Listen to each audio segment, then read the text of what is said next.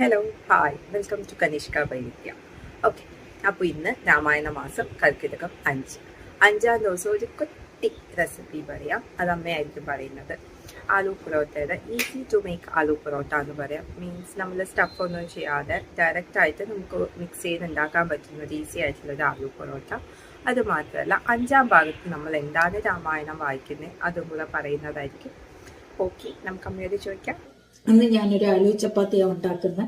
അതിനിത് ഈ കപ്പിലൊരു 3 കപ്പ് ഗോതമ്പ് പൊടിയും 1 കപ്പ് മൈദയും 2 ഉരുളക്കിഴങ്ങ് പുഴുങ്ങി വെക്കണം. എന്നിട്ട് ഈ ഗോതമ്പ് പൊടിയും മൈദയും ഇട്ടിട്ട് ഉരുളക്കിഴങ്ങ് നന്നായിട്ട് പുഴുങ്ങിയത് അതിൽ പൊടിച്ചിട്ടിട്ട് ആവശ്യത്തിന് ഉപ്പ്, മഞ്ഞപ്പൊടി, മുളക് പൊടി, സ്വല്പം കായപ്പൊടി, കുറച്ച് മല്ലിയില അരിഞ്ഞത്, ഇതെല്ലാം കൂടെ ഓയിലും ചേർത്ത് ഇളം ചൂടുവെള്ളത്തിൽ നന്നായിട്ട് കുഴച്ച് വെക്കുക.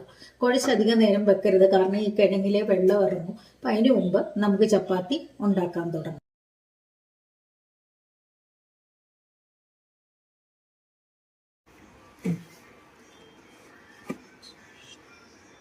ഇന്ന് 5-ാം ദിവസമാണ്.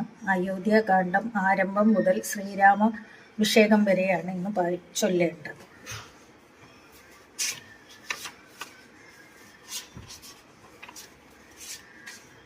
ശ്രീരാം